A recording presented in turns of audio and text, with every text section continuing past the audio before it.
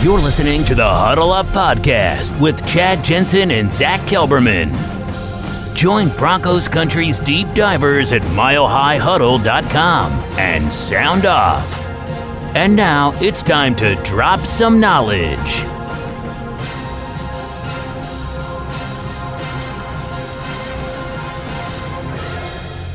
And see what's cooking. What's up, everybody? It's the Huddle Up Podcast, presented as always by Mile High Huddle, powered by Blue Wire Pods. I'm your host, Chad Jensen. With me, my fellow football priest. He is the deputy editor of milehighhuddle.com, Zack Kelberman. Zack, if it wasn't hard enough to juggle two locks, albeit different spellings on this roster, now the Broncos have two Patricks.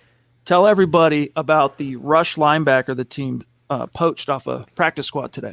Yeah, well, for Aaron Patrick, if you couldn't beat him, he might as well have joined him, and that would be the Broncos. Days after Denver kind of took it to Jacksonville, the Broncos poached Aaron Patrick, a first-year outside linebacker, off their practice squad onto the active roster. Not much about this guy. I did a little digging, Chad. He was a former high school kicker and wide receiver. He's now like 6'4", 6'5", hovering in the 250-pound range. He's an edge rusher. He had 27.5 sacks, the second most in school history at Eastern Kentucky. Again, he was an undrafted free agent, ended last year on the Jaguars practice squad. He is the definition right now of what you call depth and having a warm, able body at that spot. Obviously, Bradley Chubb is now out 6 to 8 weeks, and as you can see right there, they're down to Malik Reed, Jonathan Cooper, and Andre Mintz at OLB. And they also signed Pita. I'm not going to attempt to butcher his last name to the practice squad. So, it might not be the flashiest depth, the flashiest players, but they do have warm bodies now at the position. And I think the sum of their parts can equal one Bradley Chubb, hopefully. Well, he's got some length. I like that. And he's got some, he's thick. He's 260 pounds, which is about what Chubb is, if I'm not mistaken, as far as his weight. But 6'5", that's good. That's good. I mean, hey, it's better to have and not need than need and not have. And that's basically the approach all the Broncos are taking. Although, Zach, it is somewhat ironic to me that the player the Broncos coveted more than their 4 years removed from being a third-round pick, Royce Freeman, was so quickly dispatched at the first, moment of tribulation. Yeah, it's the way it goes. I mean, there's different positions, different circumstances, but we have to be happy that Vic Fangio is known to get the most out of his outside linebackers, and I like this pickup from a depth standpoint. From a running back standpoint, you have Demarie Crockett as the number 3. He's impressed the Broncos coaching staff. Obviously, Javante's locked in at number 2, and then you have Melvin Gordon number 3. It is a little weird with the Royce Freeman comparison there, but they needed to make a corresponding move, and McCrary just drew the short straw in that situation. I wonder how old Royce has been holding up in his new football environs. In fact, now that I say it, I'm just going to do a quick search and see if he's gotten any touches real quick. This is going to eat at me now, so let's see. He has 3 offensive snaps as a Carolina Panther and 0 touches. So FYI. That's tough, though. I mean, stuck behind CMC. Yeah, most definitely. Most definitely. Well, guys, tonight, we're going to see what's on your mind. It is the Mile High Mailbag. We are your football priests, and each and every week, we're here to offer you the absolution, the answers to your burning Broncos questions. Provide that absolution right there. And those faces will be there in living color, in the flesh, Sunday and Powerfield at Mile High. It's going to be a lot of fun. This is the last podcast until we see many of our great community members and audience in person on Sunday. And we are counting down the minutes. Zach and I are going to be really looking forward to meeting you guys.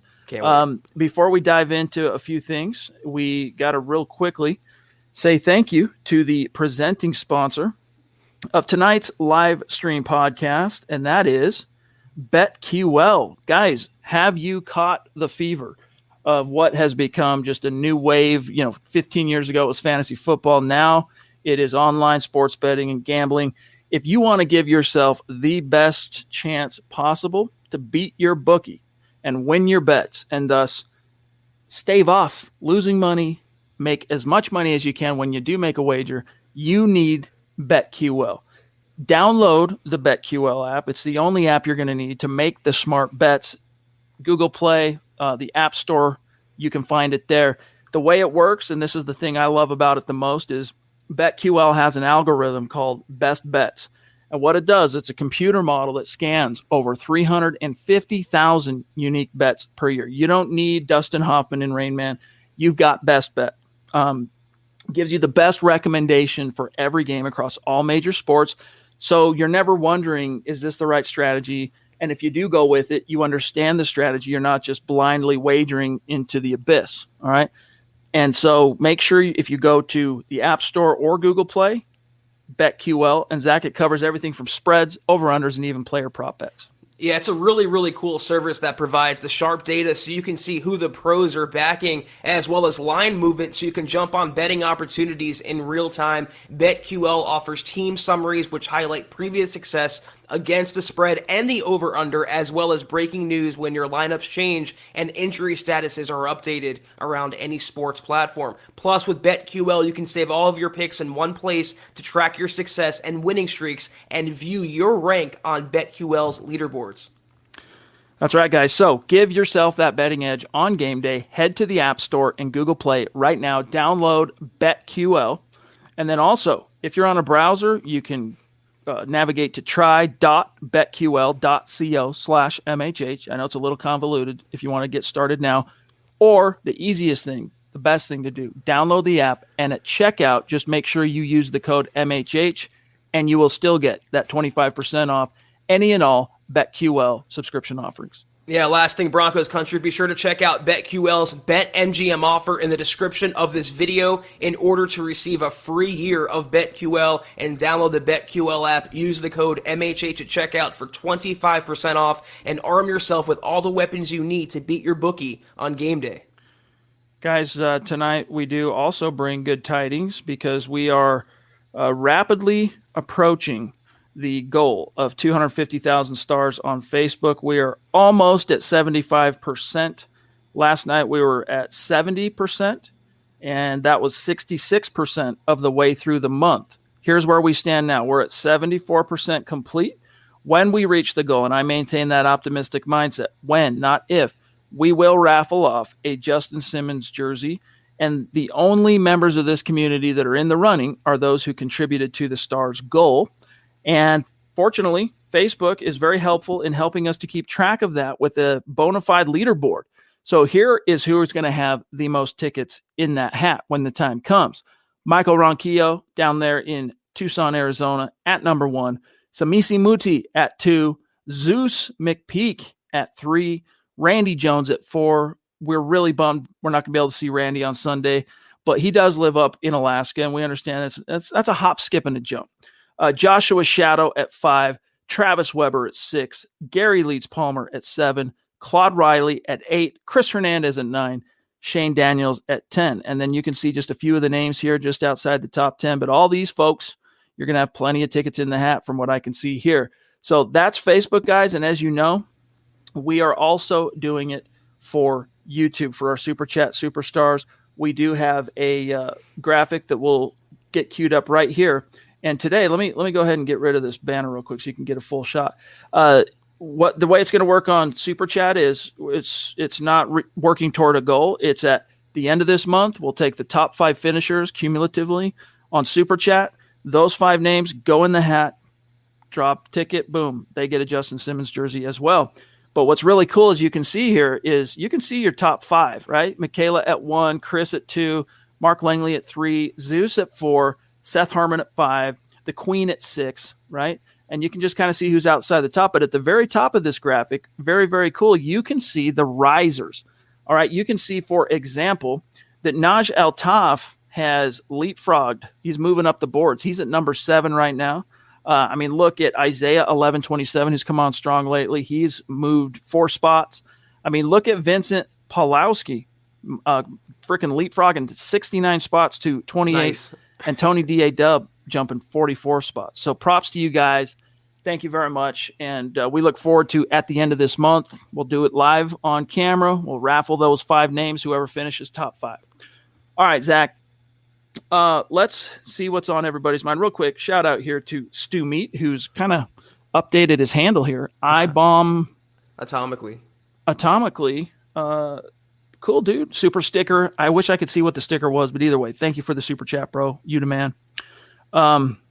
Greetings to Michaela. We got Jay. We've got Dylan moderating the chat on YouTube. It's good to see everybody. Kathy, what's going on, Kathy? Great to have you here. Okay. John wants to know, where are y'all going to be on Sunday, or how are we supposed to find you?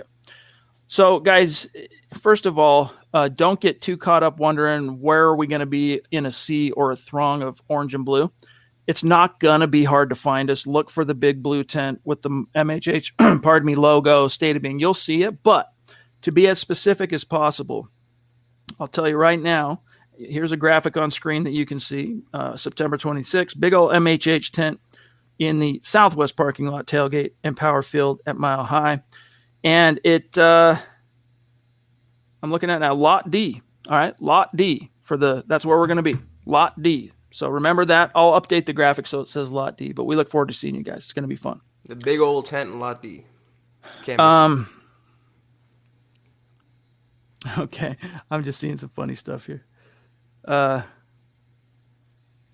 right. So, Zach, I thought it was interesting. Real quick. Robert Salah. Is it Salah or Salah? I say Salah. I don't know if I'm... Either way. He did his, unlike Urban Meyer, he, stepped up to the plate, handled his duty as head coach of the opposing New York Jets this week and held court with Denver media.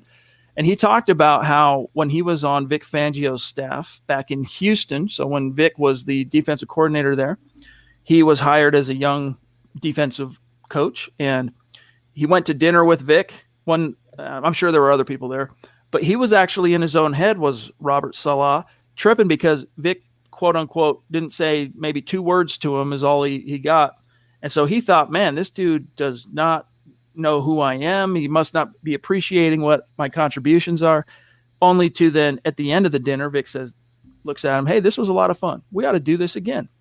And Vic, when asked about it, Zach, it's kind of funny because, old man memories dim over the expanse of time. Couldn't remember going to dinner with Robert Saleh, but either way, it's kind of cool that these two are, going to go head to head on Sunday night.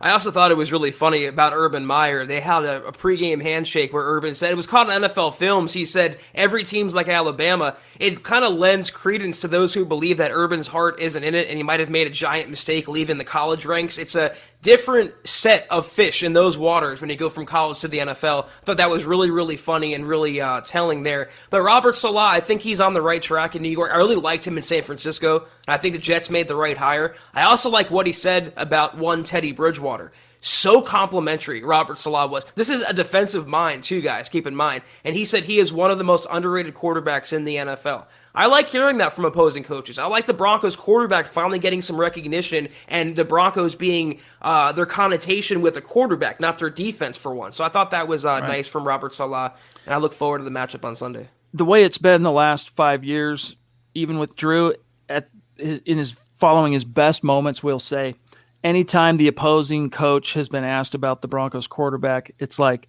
they immediately go into coach speak mode, trying to think of a positive thing that they can conjure so as not to provide any bulletin board material.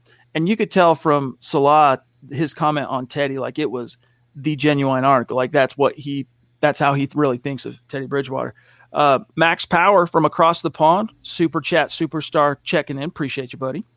I've noticed fans saying it's only the Giants and Jags, but those same people praise Locke for beating up on bad defenses like Carolina, Vegas, Houston. See, here's the thing. Tying it to Locke, dude, and Locke lovers versus Teddy, that's where, again, man, like you're holding on to this thing a little too tenaciously.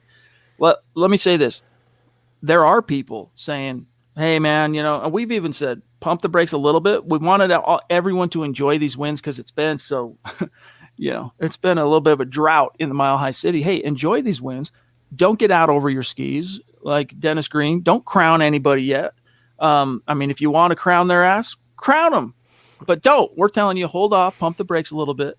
But Zach, your reply here from Max.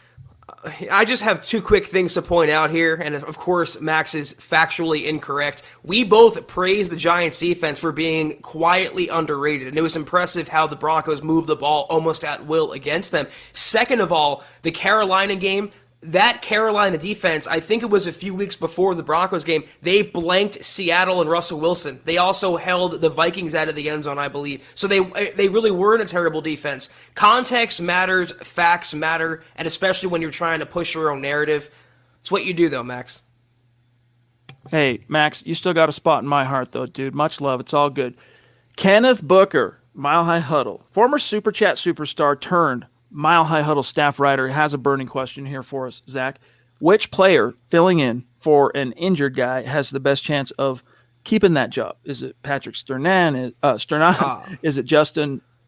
Is it Patrick Surtain or is it Justin Sternad? What? And there's other options here too. But what are your thoughts? I mean, come on. I mean, Kenny, I love you, but like Surtain's your number one draft pick. I mean, he is Champ Bailey 2.0. He is your highly touted rookie prospect. Sternad is what? He had a washout rookie year. He was a late round prospect, a late round investment for the Broncos.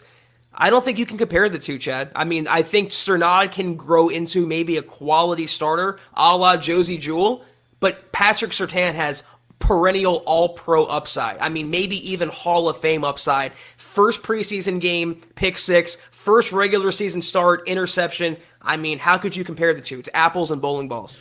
It's very auspicious, but I'll answer and I'll tell you that Zach's right, but here's what kind of colors that, Zach. They're paying Ronald Darby some serious cheddar, right? When he comes back, I mean, that's $10 million on the cap this year. You're going to be looking at chilling on the bench. I don't know. Something tells me, dude, because of that, unless Surtain continues to go on a romp and just becomes like, Champ Bailey in the flesh 2.0 game after game until I don't know. Or maybe if they bring Darby or when Darby comes back, maybe if Kyle Fuller doesn't kind of start being a little more consistent, maybe he comes off the field for Darby. But I know the way teams work, or think I should say, and they don't like high dollars that are consuming the cap, warming the bench. But Sternad, I mean, obviously, he's going to have that job the rest of the year, barring injury himself, because Jewell's done for the year.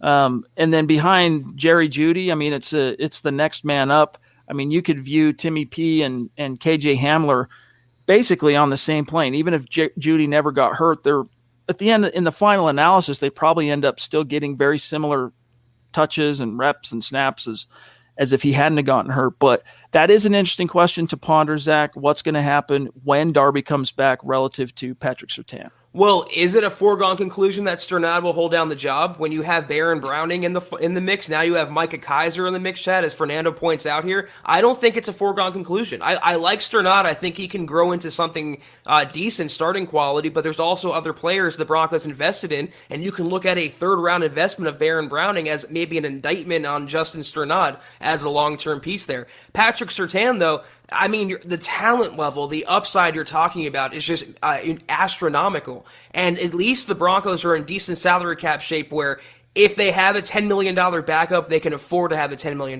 backup in Ronald Darby. Still hate that contract, but I think they're going to play the best players that are playing and performing at that level. And right now, Surtain is just blowing the roofs off their collective expectations. By the way, quick shout out to Michael Ronquillo. Hey, dude, don't fret on the stars. It's all good. We're just happy to have you in the chat. Dude, you got a pretty comfortable lead at the top of the chart right now, so we're just glad to have you here and contributing to the conversation. But Fernando wants to know, is Baron Browning still injured? If not, will we see him now that Chubb is out? So Browning's they're viewing him right now as an off-ball guy, Zach. And the Queen jumping in from the top rope with a Mount Rushmore caliber super chat. We're going to be seeing Christy in just a couple days' time. We look forward to that. She says, almost tailgate time. I'm ready for the meet and greet and for some Broncos football. Can't wait, guys. Man, we love you, Christy. The feeling is definitely mutual. We can't wait to have you at the tailgate. Can't wait to meet you, Christy. We love you so much. Thank you so much for your generosity. Every single podcast. It's tremendous. It's going to be a lot of fun, and we're going to have our gear there. We're going to be making content. By the way, if anyone out there happens to be savvy with the drone, the cameras in the drone and all that stuff, holla at ya boys. All right. Shoot us an email or DM us on social media because we had our guy set up to do that. And some of you know him, former Super Chat superstar, Nimbus Productions, but he was fortunate enough to get into a film school that he was gunning for. And so he's out of state now. So he's not gonna be able to help out on that front. So if you're handy dandy with a drone, let us know. But Christy, much love to you. Baron Browning, though, Zach, he is healthy and he's on the inside linebacker depth chart. I mean, he's a guy that can do both, but right now the Broncos are having him specialize on the inside. I hope they don't DeMarcus Walker Baron Browning, though. I really hope that doesn't happen. Just let him play one position, preferably inside linebacker, and let him be, a backup quality player in year one and progress as he would. They're going to try him, though, at outside linebacker, maybe a little less now because they have this Aaron Patrick guy in the fold and they have Malik Reed and Jonathan Cooper. But wherever he can fit in, I think he's going to get in, and he has the natural talent from day one to make an impact on defense. We got Greg Smith repping the cause in Vegas. He says, Broncos country, enjoy the meet and greet. I'll be there in spirit, but at the same time, here in a sports book in Las Vegas, drinking margaritas and cheering on our Broncos. Sounds good. Go Broncos. Maybe one of these days we'll do one on the road and meet you in Vegas or something. Michaela, the Duchess, jumping in and, man, just so consistent. Michaela, you got to let me know if some of that swag, if it gets to you, or, between now and Sunday, if it gets to you, holler at me and let me know, because I'm agonizing over that. She wants to know, what time will the meet and greet start? Hashtag MHH. Love y'all. We love you too. So here's the deal. The way it works this year, and I don't know if it's because of the pandemic or what, but the stadium authority wants tailgates to basically be done an hour before kick. So this game kicks at 2:05 Mountain Time. That means we got to start tearing down and be out of there. And by this point anyway, you want to start heading to the stadium, find your seats and, get in position to enjoy the kickoff. But so I would say probably 11 to 1 is the window that you could catch us there. And look, this isn't people are welcome to hang out with us as long as you want, but don't feel like when you come to see us, you need to hang out until it's time to go watch the game. We expect a lot of people to just come pass through, say hi, shake our hands, hang out for a minute, chit chat, and then, rotate on through. So whatever works for you is cool. But yep. I would say 11 to 1, that 2 hour window is when you're going to be guaranteed to see us. It's going to be lit. Word of Andrew. Andrew Baker, what's up, dude? Thank you very much for everything you do for us, brother, and for the 490 stars on Facebook. You the man. Is this run game going to pop against the Jets? The first two games seems like they stacked the box. They may want to quit that, though, because Teddy made them pay. I think that there's a good chance it's going to pop, but it just depends on whether or not, I guess, like I said, I sensed sincerity in what Robert Salah said about Teddy, but if it was indeed coach speak and I have been deceived, then the Jets will load up the box again and make Teddy beat him. But if he was speaking truth, and I think he was, I think you'll see them play the Broncos a little more straight up, respecting now what Teddy can do. And if they do it that way, Zach, I do predict this rushing attack to start finding some purchase. Look for Melvin Gordon in the thin air and Pookie Williams to have a day. I want you guys to go back and last week watch the Patriots win over the Jets. I believe it was Damian Harris, the Patriots running back. I think it was him. He broke about 6 tackles en route to the end zone. It was one of the worst displays of tackling I have ever seen on any team in recent memory. This should be the game, that Pookie Williams breaks out 100-plus yards, maybe 1 to 2 touchdowns. Who knows from there? Melvin Gordon sprinkled in, Demaria Crockett. This could be a really easy day at the office for Teddy Bridgewater and the Broncos pass catchers. If there's ever a game in the first half of the schedule, Chad, the first half of the season where they can pop off on the ground, it's against New York in the home opener with the fans at full throat at their backs. I think Pookie's in for a day Sunday. I mean, through 2 games, we'll go through this more here in a little bit, but, for what it's worth, the Jets defense is ranked top 10 in almost all these categories, Zach. We'll look at it here in a second. But that's exactly why you can't diagnose rankings through 2 games. That's part of the reason for it. It skews everything. What I was going to say on that, though, real quick, is the one stat that they're not top 10. Well, there's 4 stats out of the key, 9, 10, 11. One of them is rushing, but they're 12th. So it's not like they're bottom third or, amongst the worst. We'll get more into that. But, hey, shout out to Big Earn. Good to see you. Shout out to Ronnie. From what I understand, we are going to see Ronnie on Sunday as well. Stoked to see you. Danny says, I think Denver's defense won't give up a touchdown this game. But I can't say the same for special teams. It's a very sad but true point. Yes, indeed. I don't know, man. I don't want to sleep too hard on the kid. Zach Wilson is up to this point. He's got 468 passing yards. I can pull up his stats, and obviously we know Zach. He threw 4 picks last week, which is why the Jets are second to the worst in turnover differential up to this point. But who knows, man? This is a kid from the Rockies. He grew up in the Salt Lake City area, all right, just south of Salt Lake City. And so, that's not quite as thin of air, but it's way up there in the sky. So him playing at altitude, maybe it'll feel something like a homecoming. Maybe he'll be a little bit more comfortable. I would bet that he's going to have a lot of family there. So who knows? We'll see what we get from him. Wilson went full Peterman last week, and you never want to go full Peterman ever. And ever against the Broncos secondary, Simmons, Patrick Surtain, and the rest, it could be a game where he falls behind 10, 14 points. Zach Wilson forced to throw the ball, running game non-existent. That should lead to turnovers. Again, this is probably the last easy, quote-unquote, easy game the Broncos have, maybe all season. Yeah, he is. He's rocking a 2-to-5 touchdown to interception ratio for what it's worth. Colby, good to see you, bro. Appreciate the stars, my friend. Really, really do. Tommy, happy birthday to the missus. Happy birthday. Give her our best, and hope it's a good one for her. Take care of her. All right. Okay, Zach. Let's take a second here, and actually, before I do this, let me find this one from Travis. Travis Tarbox, what up, buddy? Evening, Priest. So happy our Broncos are winning. It just sucks to see all the injuries so far. Yep. Yes, indeed. And then, of course, we got Albert in the house. He and his wife, Michelle, making the trek. He says, we're about to pack our suitcases for the trip. Very exciting. Very exciting, Zach, knowing how many people are, making sacrifices, putting down dollars to travel to the Mile High City for the meet and greet. It's very humbling, and we really look forward to it. It's amazing. We see the comments here, like Colby says here, I hope to make the game. I just got tickets, but I live in Cheyenne, Wyoming. The fact that they're coming over all points of the country, all corners of the world, in fact, Chad, it's remarkable. Broncos country really blows me away. Cheyenne, hey, that's not too far from the Mile High City. So cool, man. We look forward to seeing you, buddy.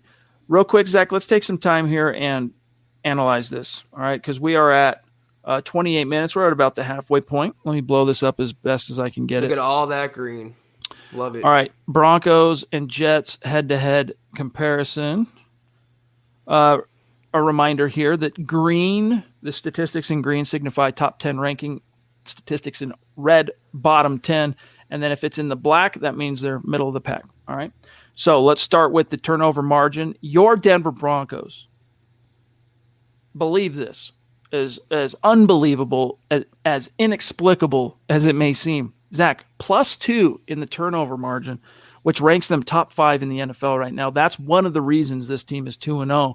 They are taking the ball away more than they are giving it away. And in fact, one turnover up to this point, and it was an Alberto fumble, Zach. And then look at that time of possession. No team better than Denver in holding on to the rock. And Zach, if that's a statistic that this team can cultivate, nurture, hang on to, sustain, that is a big part of the recipe for taking down one Patrick Mahomes. Yeah, absolutely. They're taking the ball away, they're not giving the ball away, and they're holding on to the ball, and they're converting that time into touchdowns, not field goals. If you do that the entire season, this could really be a special team. That's not hyperbole, that's fact. All right, now let's just take a quick look here. Hold on, I'm trying to resize this real quick so we everyone gets a good view. The Jets, meanwhile, as I mentioned, 31st in turnover margin and close, just outside the bottom in time of possession. Now, let's look head-to-head at the offense here. Listen up, Broncos country. TickPick should be your first choice to buy football tickets because they save fans money by never charging any service fees ever. TickPick is the exclusive ticketing partner for the Huddle Up podcast and the Blue Wire Network. Denver Broncos football is finally back, and there's no need to exhaust yourself searching all over the internet to find Broncos tickets anymore because TickPick, that's TickPick, is the original no-fee ticket site and the only one you'll ever need as your go-to for all NFL tickets. TickPick got rid of all those awful service fees that the other ticket sites charge, which lets them guarantee the best prices on all of their NFL tickets. Don't believe it? If you can find better prices for the same seats on another ticket site, TickPick will give you 110% of the difference in the purchase price. That's right, guys. When we were searching for tickets for the MHH meet and greet for Week 3 at home, Broncos versus Jets, TickPick had us locked down. So visit tickpick.com/huddle today and use the promo code HUDDLE to save $10 on your first order of Broncos tickets. Your Denver Broncos, Zach, top 10 in total net yards per game, and the Jets, of course, bottom third. That is just crazy to see. I know we're only 2 games in, but to see a Denver Broncos offense ranked in the top 10 in net yards, net rushing, I mean, for as much flack, Zach, as the Broncos interior O-line has justifiably received over these first 2 weeks, having 130.5 yards average per game on the ground is impressive. No picks, no fumbles lost, only that one giveaway. But here's where it gets ugly for your Denver Broncos, gang. They've allowed 5 sacks on Teddy, and Teddy has also pulled many rabbits out of the hat to avoid what probably would have been at least double that. Third down, that has to get better, or else you will get decimated by true quality teams, Ravens, Chiefs, you name it.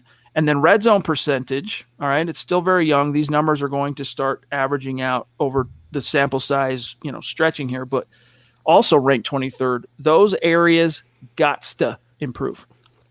One thing about third down, though, it's not to bail them out for being that they have to improve on 23rd, Chad. But you have to figure they go for it now so often on fourth down that it's almost like third down matters a little bit less.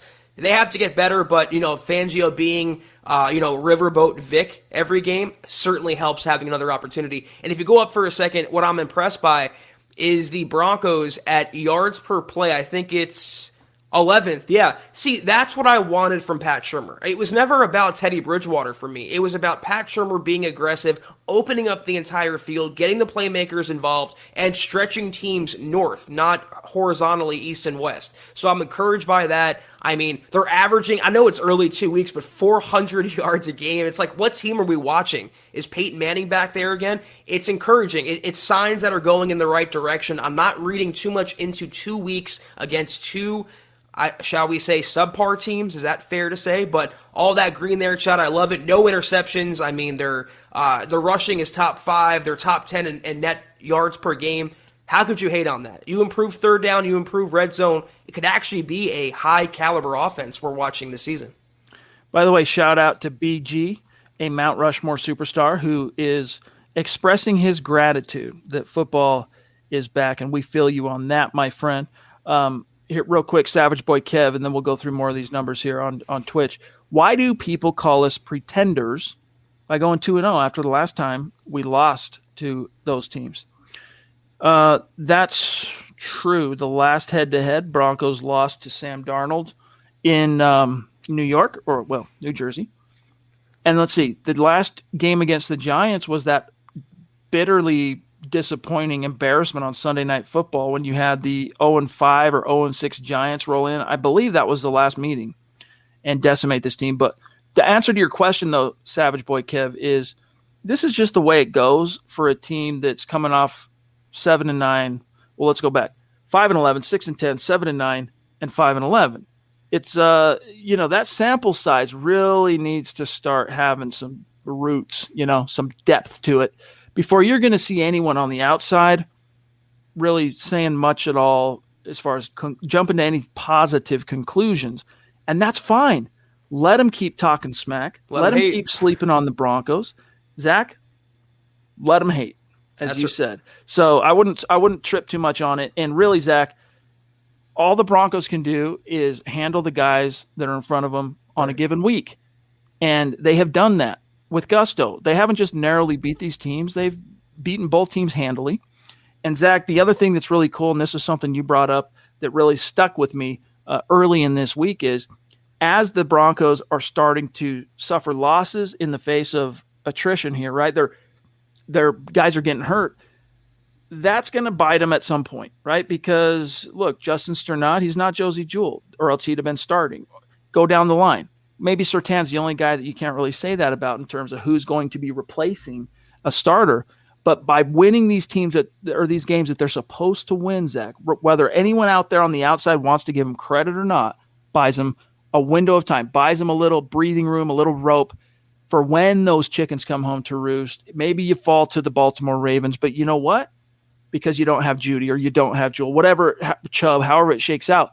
But now you're 3-1 if you beat the Jets this week, as an example. Yeah, you have to, I think you nailed everything perfectly there. You have to only play the teams that are in front of you, and you never apologize for a win. You never downplay a win. A win is a win is a win. But I have two thoughts about why the Broncos are still being called pretenders through 2 weeks. Is A, they did beat the Giants and Jets. If they would have came out there and beat up on Kansas City or beat up on Pittsburgh as Vegas did, or beat up on another team that's a high caliber team, they would have gotten a little more respect. But my other point is, because there's so much Broncos bias out there, and it's not made up, it's not a tinfoil theory. There is a bias against the Broncos in the national media. They could have beaten the Buccaneers and the Chiefs back to back, and they would still be called pretenders by some in the legacy and national media. That's just the way it goes. So all the Broncos can do is control their own destiny, control their own fate, beat the teams in front of them. They go to 3-0. They're still going to be called pretenders because they only beat the Jets. They go 4-0 after beating Baltimore, who just upset Kansas City. Then you'll start to see some of those legacy media types, some in the national media that are calling them pretenders, suddenly change their tune. And all of a sudden the Broncos are contenders. That's how it goes. Well said. Here we have a super chat from a living descendant of William H. Bonney. Kane probably gets tired of me bringing up the fact that he is a descendant of Billy the Kid, but dude, I'm a child of the 80s, Young Guns, right? Freaking Emilio Estevez. Who else? Lou Diamond Phillips. I mean, Charlie Sheen, his brother was even in that. So to me, that's cool, man. I was like, Billy the Kid was dope. He says, just wanted to say howdy to all of y'all, and I look forward to seeing you at the tailgate. All right, We're going to have Kane Dawson in the hizzy. We look forward to that, buddy. Thanks, Kane. Appreciate the super chat. Nathan, coming on strong lately. Appreciate you. How do the Broncos improve on first and second down for more manageable third and fourth downs? Well, I think, Zach, as the teams begin to play the Broncos a lot more honestly, honestly, it's a miracle that this team is ranked where they are in rushing. And you know what? As much as I say, hey, for those that say, oh, the Broncos would have had 30 yards rushing in week 1, if not for Melvin Gordon's 70-yard touchdown run, right? That's true. But I always say, look, you got to give them credit. They did get it. So that's like woulda, shoulda, coulda. But at the same time, the reason they are where they're ranked on third down is because if you take out that 70-yard touchdown run, no longer is this a top 10 rushing team. It's not a top 15. It's not a top 20. It's a bottom third. So the translation here, the takeaway, all right, is it needs to be more than 3 yards in a cloud of dust on first down. And if you do that, hey, man, your options are plentiful on both second and third downs. Like Pat Shurmur said today, hey, when he was pressed on what do you got to do to improve third down, one of the things he said, I can pull up the direct quote, but to paraphrase him, Zach, was something to the effect of, hey, what I care about is first downs. So if that first down comes on first down or second down, hey, fine. I don't care what down as long as we're moving the chains. Well, if he cares about first down so much, maybe he can stop calling a run play on every single first down, regardless of circumstance. That's one way to go about it. Change it up a little bit. And I mostly like what Pat Shurmur's doing with Teddy. And the Tim Patrick touchdown, they scored because Pat Shurmur schemed that play open. That was a great call on Pat Shurmur's part. But throw the ball a little bit, a little more play action on first down, set up maybe 2nd and 3, 2nd and 2, and preferably not even get into third down situations. I know it seems like we're playing Madden now, but if you move the ball consistently on first down, 2nd and short, that's easy. Keep converting those, you eventually hit pay dirt. But throw the ball more on first down. Andrew, appreciate that sentiment, my friend. Really do. Here we have Vincent Pawlowski jumping in. Really appreciate you, Vincent. And I don't know if you were here at the beginning of the show, but you have rocketed up for the contest on Super Chat this month, for the being in the running to win the Justin Simmons jersey.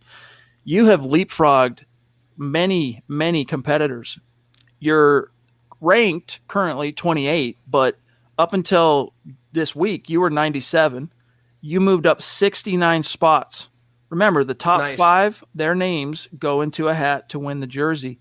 So just keep it coming, my friend. Appreciate you very much. He says, I wish someone would poach Bradley Chubb, a.k.a. Jawan James Jr.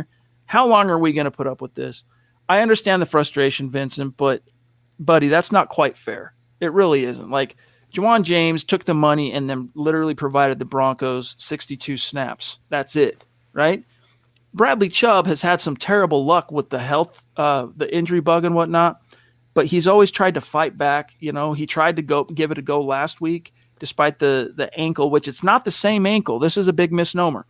That ankle surgery, Zach, that he had in May, which was correcting what ultimately ended his Pro Bowl year last year, 2 games early. Ankle. This bone spur thing that has been acting up on him, which cost him, now he's on IR again. It's actually the opposite ankle, which is probably as frightening as anything to Vincent, right? Because whoa, we get one ankle fixed and now it's the other one. But remember, Bradley Chubb, it sucks he hasn't been as available as you'd like a top 5 pick to be. But when he's been on the field, is he Von Miller level impact player? No. But he has been productive. As a rookie, he gave you 12 sacks. Jawan James gave you 62 snaps. Last year, with no Von and coming back off a torn ACL, Chubb gives you 7.5 sacks in 14 starts, earns a Pro Bowl nod for the orange and blue.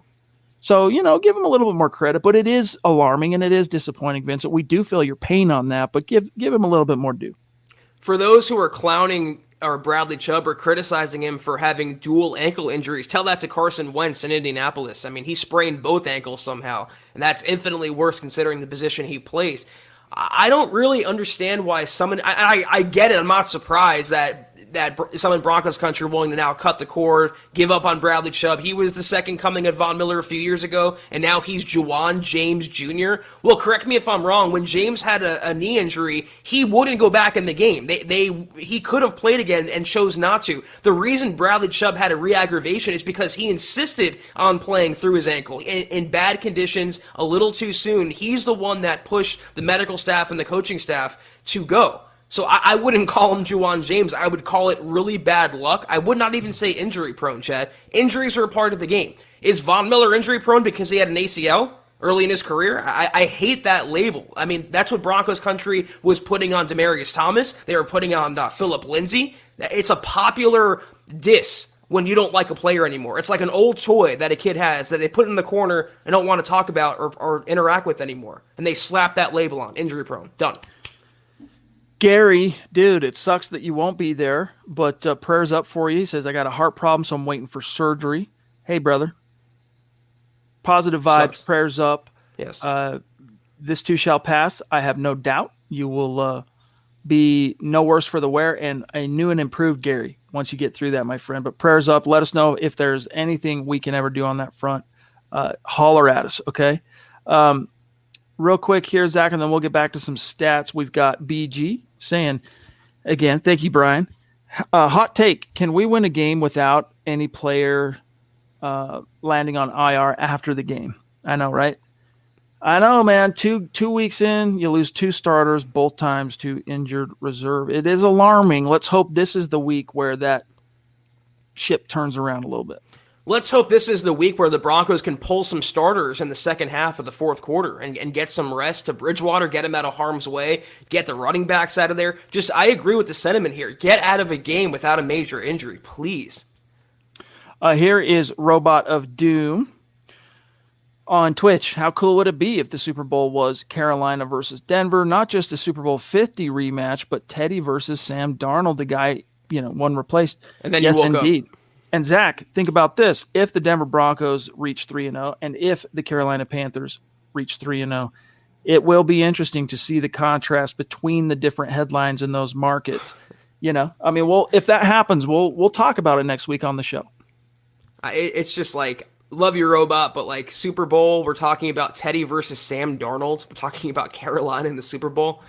A little premature, I would say. Shane Daniels, appreciate the support, my friend. He says, hey, Chad and Zach, what do you think the Broncos most need to improve in the Jets game? Special teams. Please, no kick return touchdowns. No obvious catastrophic errors on special teams. That's the number one. Please, do your job, Tom McMahon. Better. I'll drill down a little bit beyond that for the sake of being thorough, and I'll say third down and being more the rushing game, third down. And I think if you are more productive in those areas as well, special teams is shored up, and you're productive in those two areas on offense, the red zone conversions are going to come. I want to add just real quick, interior offensive line play. I mean, the push in the running game, the push in pass protection, that's one, if you want to be specific, that they can improve. Guys, if you go read the 3-part series Eric Trickle produced, a film breakdown this week, milehighhuddle.com, just click on the film button, and then you'll see all those articles. That trio is getting zero push. When that ball gets snapped and it's a running play, they're getting stood up. You don't want to see that, man. You want to see your interior guys especially be the aggressors and getting push off the snap and moving guys out of the way and creating holes. We're not seeing it, so I concur with that. Zach, Michaela, appreciate you. She says, message for Gary. Sorry to hear about your heart issues. Best of luck for your surgery. Send us some love, some positive vibes to the legend himself, Gary Leach Palmer. Broncos country is the best. Michaela, thank you. I'm sure Gary appreciates that. And Albert, Chad, real quick, he's spot on here. That's the number one thing Fangio said was concerning through 2 weeks were the penalty problems. Didn't they have 10 in last week's game? I'm not positive on that. I can check if you want me to. It's an egregious amount, though, and you're true, though, regardless, Albert. That's the number one thing I think Fangio wants to look for is a cleaner, more efficient operation. Yes, indeed. All right, real quick, we got to do an update on where things stand on Stars tonight. It has been a little bit more quiet. I think Broncos fans are just excited and geared up for the meet and greet. They're geared up and excited for the game itself. Can this team get to 3-0? But shout out to Shane Daniels, shout out to Gary, Andrew Baker, Colby, Travis Tarbox, and Michael Ronquillo. Much love to each and every one of you. I think we have addressed a comment or question from each one of you so far in tonight's chat, but we'll do one more update on Facebook before we dip on out of here. There was one here on the Hall of Fame that I got to get to real quick. Who was that from? Here we go.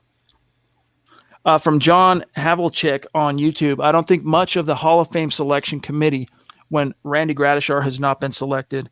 And let me add to that. Neither was Tom Nalen. It sickens me how much those two guys are ignored by these HOF selection committees. Gradishar, it's seriously like an egregious crime against football humanity that he's not enshrined in the Hall of Fame. But most fans, that was a long time ago for a lot of fans. They weren't old enough or even alive to watch and witness Randy Gradishar. I barely caught the tail end, and I didn't start paying attention. My first football memory was the Broncos-Washington Super Bowl. So that was in, January, February of 88. So I was like 7 or 8 years old or whatever. Gradishar was one of the best to ever suit up. And the only reason he's not in the Hall of Fame, I guess, because he had a short career. But guess what? Luke Kuechly's going to land in the Hall of Fame. Trust, I guarantee you that dude ends up in the Hall of Fame. And it's going to be in a lot shorter wait time than Gradishar. And then Tom Nalen, dude, we've had Thomas Hall on the show before to walk through everybody so you can understand the other peer centers from his era, from Tom Nayland's era, that are in the Hall of Fame. Dermotty Dawson, Kevin Mawai. I'm trying to think of this. But let's just say Dawson, as an example, can't hold a candle to Tom Nayland's individual track record and the success he contributed to team-wise. So end of sermon, but dude, very disappointed right alongside you, John. Well, there's another reason why Nayland's not in, Gradishar's not in, Chad. They played for the Broncos. There's an obvious Broncos bias. I'm sorry. It's not just us saying that. I think that's documented. And I kind of pick nits a little bit with Luke Kuechly in the Hall of Fame. I mean, great player while he was active, but did he win a title? I mean, don't get me wrong. I'm not saying I think he's a Hall of Famer. I don't think he contributed to enough. Well, it's pretty. I guess it's like if the shoe fits, you got to be careful because we could pull up the stats here. What did Kuechly play? He was 12, 13, 14, 15, 16, 17, 18, 19. Because wasn't it last year or the first year he was his first year of retirement, if I'm not mistaken? So that's 8 seasons. Gradishar was something dang close to that, dude. And they're I'm going to pull it up. I'm just saying, we put Kuechly in the Hall of Fame. Let's put Patrick Willis in the Hall of Fame. Let's put Navarro Bowman in the Hall of Fame. I always thought that you have to attain a little bit of success on the team that you play with. Gradishar played 10 years in the league. If a decade in the league on top of just phenomenal individual accolades, he didn't get a ring, but he was linchpin to the Orange Crush defense of that 78 Super Bowl squad that lost to the Cowboys. And you got to remember, too, people go, oh, but they pull him up on Pro Football Reference and they don't see prolific tackle numbers. Guys, it was before they started tracking that as diligently as they do now. Thomas Hall can lay this out for you. If you actually tracked every single tackle that cat made in over 10 years, he'd be well north of 1,200 tackles, averaging well over 100. Plus, he has all the All-Pros. Let's see. He is a first selected to the Pro Bowl. Remember, 10 seasons. 1, 2, 3, 4, 5, 6, 7 times. 70% of his seasons, he was in the Pro Bowl. And then first team All-Pro, 2 times. So we're right there with you, bro. We could turn this into a referendum on Hall of Fame all night long. But Broncos bias right there. He'll get in. Shanahan's going to get in. The Broncos had to put him in the Ring of Fame before he could be considered for Hall of Fame. That's something that it might not be an official requirement that they talk about, but Jason Cole told us that. So now that he's in the Ring of Fame, I think you'll start seeing more traction for Mike Shanahan getting in the Hall. Yeah, the Hall of Shame. We got VJ, we got Josh McDaniels, Chad. Most def. Top 2 contenders there. Dave from Georgia, what's good, buddy? Appreciate you, bro. He says, man, I wish I could be there with y'all Sunday. I'll be with you in spirit. I'm looking forward to seeing Pookie drag defenders into the end zone. # state of being. We are going to miss you, bro, but there's always going to be next time. This isn't going to be a one-off. We will do this. We'll make it a tradition. Minimum of 1 time per season we'll do this, and we're going to look to do it more and more, not just 1 time per season as time marches on. Yeah, we know you'll be there in spirit, like you said, Dave, and you're going to help the Broncos will them to a victory. And I think Pookie, I'm right there with you. If anyone out there, if you have Pookie on your fantasy team, get him into your lineups this week. I think it's the time where he goes off 100-plus yards and a touchdown. And yes, by the way, Carl Mecklenburg, another egregious Hall of Fame snub. He's, Gradishar gets a lot more hype in terms of the indignant, rage Broncos fans have for being snubbed.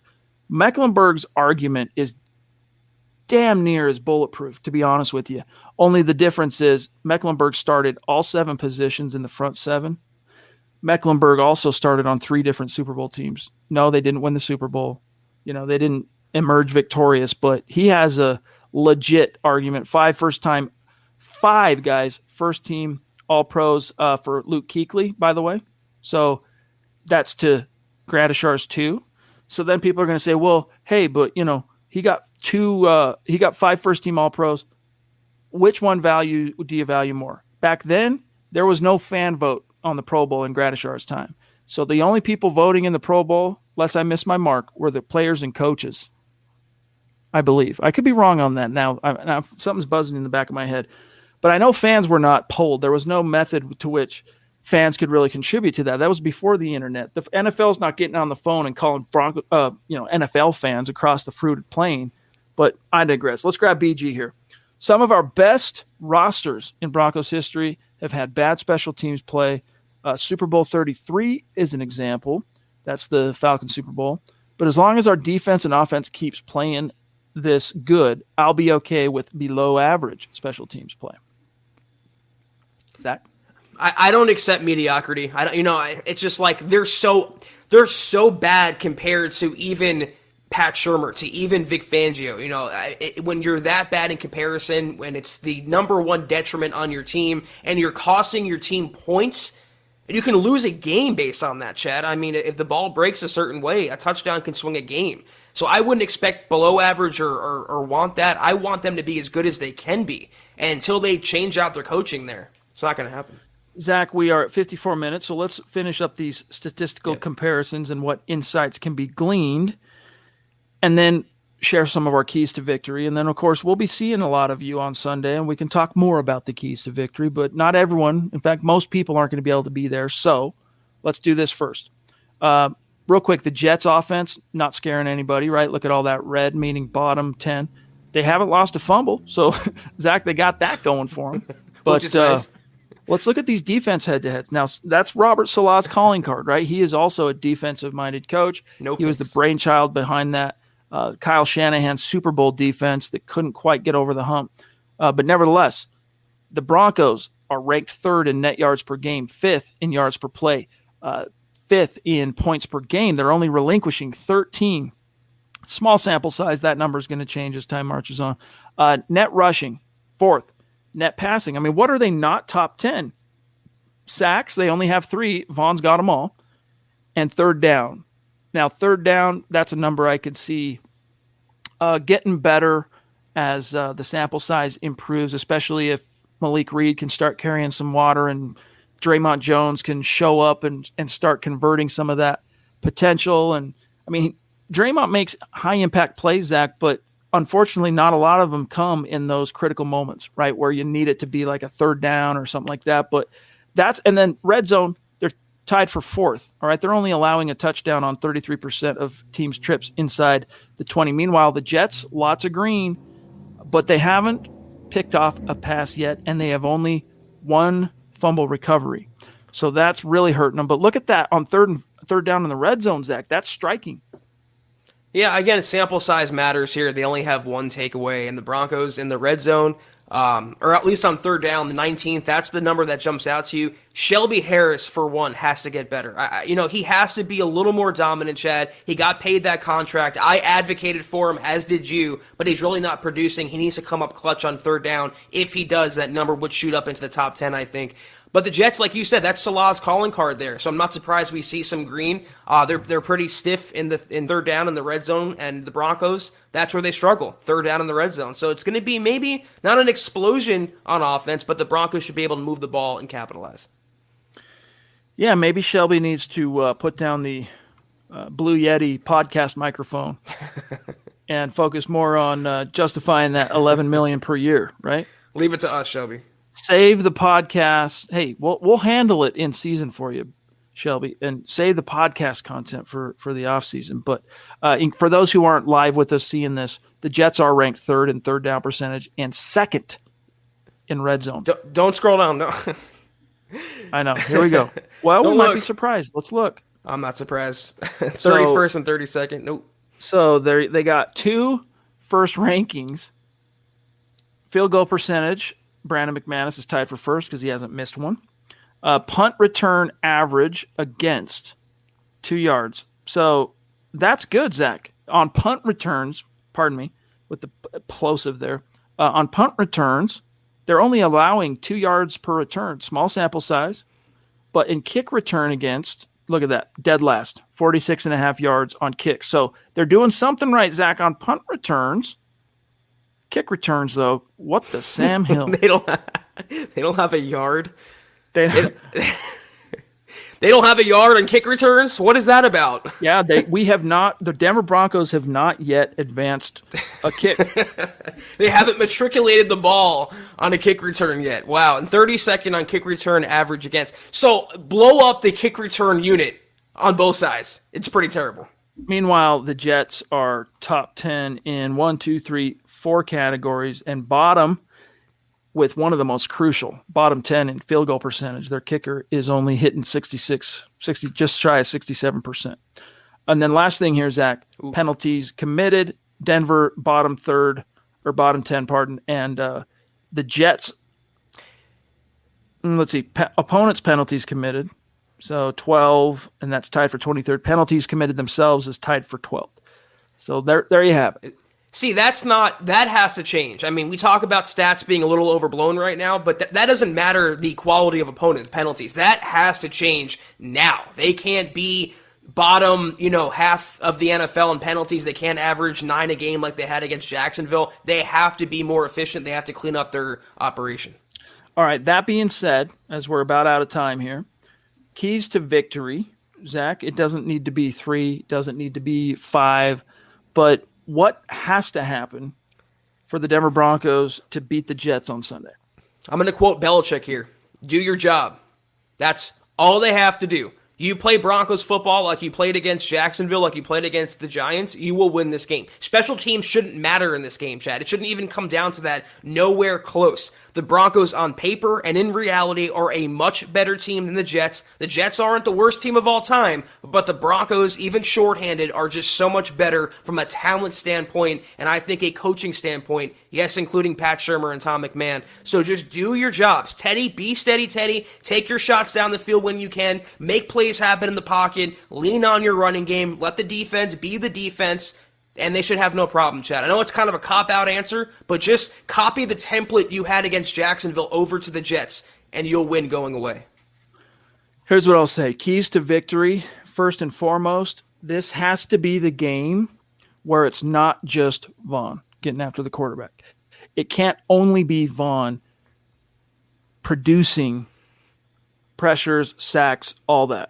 All right? So if you proved – or Zach Wilson proved it. This is something that you hear often from Vic Fangio. I've heard Scott Kennedy say similar things, but it's true. Not all interceptions are equal. But in the case of Zach Wilson's 4 picks last week, Zach, bad. This is a guy that can be exploited under pressure, is my point. If you get after this dude, make him feel the heat, smack him around a little bit, he's gonna snap. He's gonna break. You're going to see an opportunistic Pat Surtain, an opportunistic Kyle Fuller from Bryce Callahan's about due for a pick. Justin Simmons about due for a pick. If you pressure this dude, you've got the corners. You've got the coverage to run with and chase anybody. You just got to get the consistent pass rush. Offensively, get that run game going. Get that run game going, and it's going to solve some of the other problems that trickle downhill, like third down percentage, red zone percentage, all that stuff. So I'm not going to go any deeper than that, all right? But it's as simple as get that running game going. I know it comes off as cliche. Hey, yeah, we get it.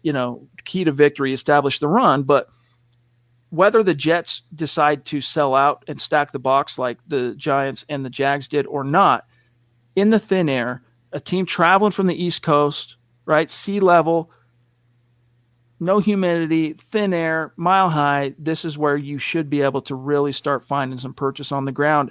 And then Zach, that's just going to open up a world of possibilities for this offense. Yeah, I mean, the running game, this should be the game again. I've been saying it all podcast tonight, all week, really. This is the game Javonte Williams takes over. Maybe not the backfield with Melvin Gordon, but this is the coming out party for Javonte against this Jets defense. I think he can wear them down, 100-plus yards on the ground, maybe a touchdown. I don't have the Broncos winning this game like in a super big blowout fashion, Chad, but they should be able to take care of business pretty handily. You mentioned getting after Zach Wilson. Losing Mekhi Becton killed him. I mean, that Jets front line is so bad in front of Zach Wilson. The only beacon of hope was Becton, and he's constantly under duress now. They wanted to average 2 picks a game, the Broncos secondary. This is the game where they can start getting on that trend. They should have no problem pressuring, no problem turning over Zach Wilson. Offense, no problem moving the ball down the field and hopefully converting that into points. All right, guys. That's going to do it for tonight's Huddle Up podcast and the Mile High Mailbag. Much love to each and every one of you for being with us live, and shout out into the future to those of you listening as an on-demand podcast. We love each and every one of you. It's about, depending on the week, Zach, it's between 18 to 20,000 Broncos fans listening to this every day after the fact when it gets uploaded to Apple Pods or Spotify or whatever. We appreciate each and every one of you. Before we do dip on out of here, though, we got to say thank you to our sponsor of tonight's live stream pod, and that's BetQL. It's the only app that you're going to need to beat your sports book. Find BetQL's information in the description of this video on YouTube, along with the code MHH to get 25% off at checkout. And don't forget that special BetMGM offer in the description to receive a free year of BetQL and other sportsbook sign-up offers and bonuses. And with that, Zach, if you'll start going through the rundown, I'll pull up how we finished on stars. Absolutely, and thank you for the super sticker. This was the Huddle Up Pod. In the meantime, until we see you guys next time, which will be the Gut Reaction live from Empower Field, Chad, or where thereabouts in Denver, we'll see you guys on Twitter at Huddle Up Pod. Also follow the main account on Twitter at Mile High Huddle. You can follow Chad on Twitter. Where's our banners at? We haven't had those for a few days now. Are they gone? They're not in there?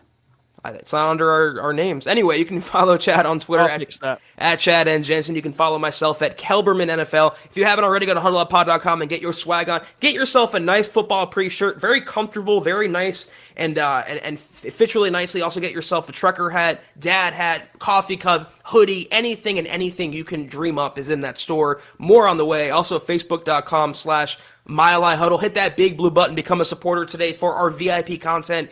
Kelberman's Corner, Broncos Book Club, and Trickle Zone. We appreciate your patronage there. Also, Facebook.com/Mile High Huddle Pod. And if you haven't already, go to Apple Podcasts and leave your football priest a 5-star review for a chance to win some of this very swag each and every month. But if you haven't done any of those things, do these 3 things that take a few seconds. Subscribe, like, and share this video and every single video you see on the MHH channel. Helps us grow and reach more Broncos fans just like you. So many of these 5 stars, man. We love you guys. Thank you. Here's one from minus that pesky 4-star right there. The Water Champ 760. What's up? Appreciate you, buddy, and all of you. So here's how we finished on the stars ranking for tonight, and then we'll see how this shakes out in the analysis tomorrow for Dove Valley Deep Divers. Don't miss those guys. 6 p.m. Mountain, 8 p.m. Eastern, as per usual. Here's how we finished today. All right. Shane Daniels at the top, Gary Leeds Palmer, Andrew Baker, Colby C. Collier, Travis Tarbox, and Michael Ronquillo, who had to dip out a little early. So shout out to each and every one of you guys. Much love. We do appreciate you more than we can say. And we'll also have an update for you tomorrow night on where the YouTube Super Chat rankings are, because we're getting close. We're in the home stretch of the month of September. So we're going to have some winners and announcements to make here before long. So as Zach said, we'll see you guys on Sunday for the meet and greet. We'll be keep if you have any questions about the meet and greet, we've tried to answer them live as best we could leading up to this thing. But just stay in tune with our social media, because day of, morning of, we'll be blasting out a lot of information to be as specific as possible on where to find us. So as Zach said, as long as you're following everything they should be on social media relative to MHH, you're not going to miss anything. So with that, as Zach said, sign us off, bro. Chad, have a great weekend. First of all, hey, can't wait to see you live for the game. It's gonna be a gas. It's gonna be amazing. Can't wait to meet each and every one of you coming to the game. It's gonna be so much fun. But take care, guys. Until we see you there at the game on Sunday, go Broncos. You've been listening to the Huddle Up Podcast. Join Broncos Country's deep divers at milehighhuddle.com to keep the conversation going.